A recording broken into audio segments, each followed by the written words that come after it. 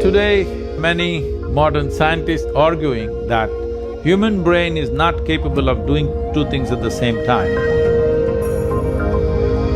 I am a living example that they're all wrong. I have 12, 14 tracks running in my mind all the time.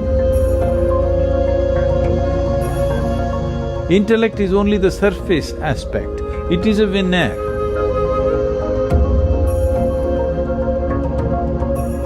In the huge volume of intelligence that makes us who we are.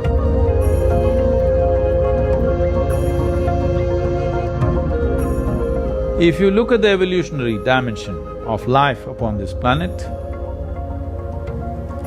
why a human being is dominating this world, though physically we are weaker than many other creatures on the planet, is simply because in some way we have become more competent than others. So the competence of being human is greatly reduced when there is no clear distinction between what is memory, what is imagination, what is sleep, what is wakefulness. There are 5 major points of receptivity in one's mind. These are centers of memory, centers of imagination, centers of right perception, centers of perversion, and centers of sleep. If you practice classical yoga, these 5 dimensions will be distinctly separate in your experience. If it is not separate, what happens to you is, when you want to remember something, your imagination plays havoc with your memory. When you want to imagine something, your memory will constrain you from really proper dimension of imagination. When you want to sleep, you will have dreams. When you want to be awake, you will fall asleep. This causes a whole lot of confusion and inefficiency of life. I'm not talking about you being efficient in your profession or in your office or wherever else. That also, yes, in that way also it manifests, but more than that, inefficiency of life. When I say inefficiency of life, this life will not function with the effervescence and exuberance and exploration that life is, that it can explore many dimensions within itself. This possibility is greatly reduced simply because this mix-up has happened in people's experience of life. Classical yoga is very, very focused on separating these things. If you separate these things, you can become what is called as an avadhani.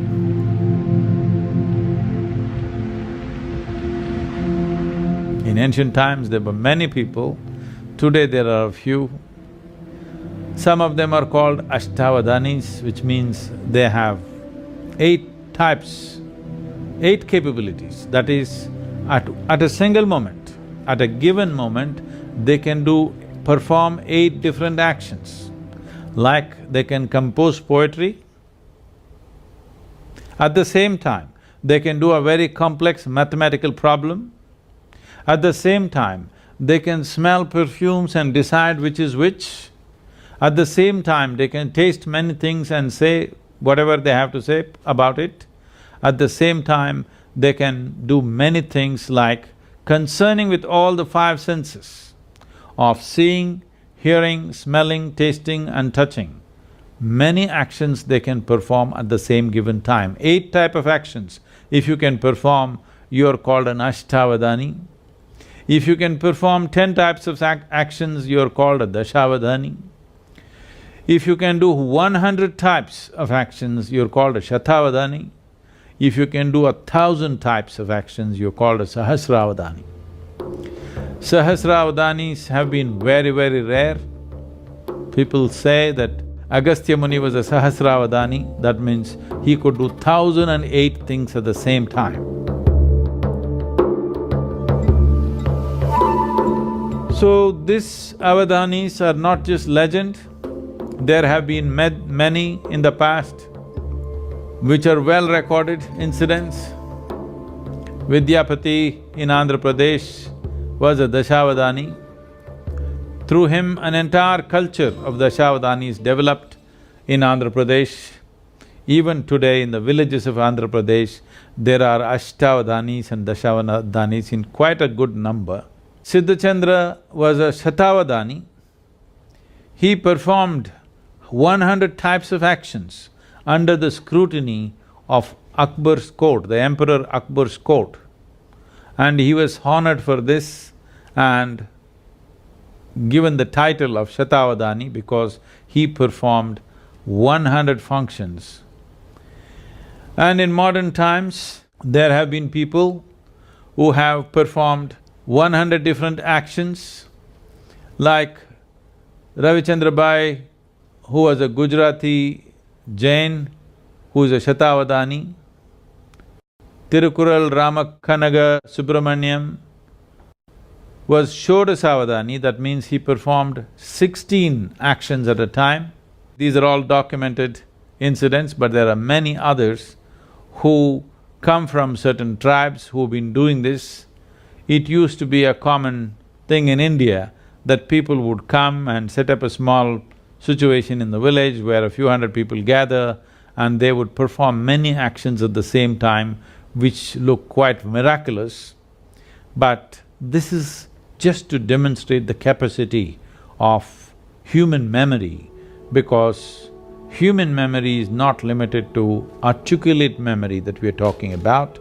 Articulate memory is just a thin layer, the rest is a profound dimension. Our body carries 1 trillion times more memory than what you can articulate in your mind.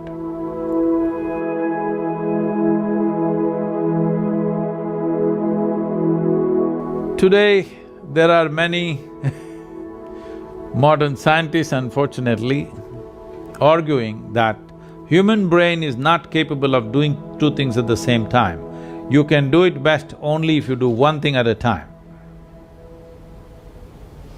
I am a living example that they're all wrong. I have 12, 14 tracks running in my mind all the time. Do I look distracted, disturbed or stressed because of that? No. You can perform any number of things because of this. It is not even that you have to consciously pay attention to it. If you open up a certain track and leave it, it goes on by itself. This is the nature of human intelligence.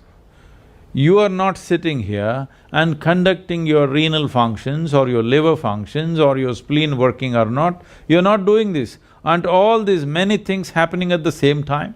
Isn't there an intelligence within us which is capable of doing all these things? It is just that most human beings are understanding human intelligence as just as intellect. Intellect is only the surface aspect, it is a veneer in the huge volume of intelligence that makes us who we are, because we are made from within. All the intelligence that is needed to create this body, to create this life is intrinsic to us. It is not something that happens from outside. It is intrinsic to us. It is just a question of access. If you want a living intelligence, if you want to exist as a living intelligence, one thing you should not do is, you never ever form an opinion about anything. That means you're always an active intelligence, you're looking at everything the way it is. An opinion means you have given up your ability to experience, you have become opinionated, or an impression of the past is overruling the reality of what is there right now. This is what an opinion is. But unfortunately, we have created societies where unless you have an opinion, you're considered dumb or stupid because you have no opinion. But that's the smartest thing you can do, that is the most intelligent thing you can do, is that you did not subscribe to any opinion, you're willing to look at everything just the way it is.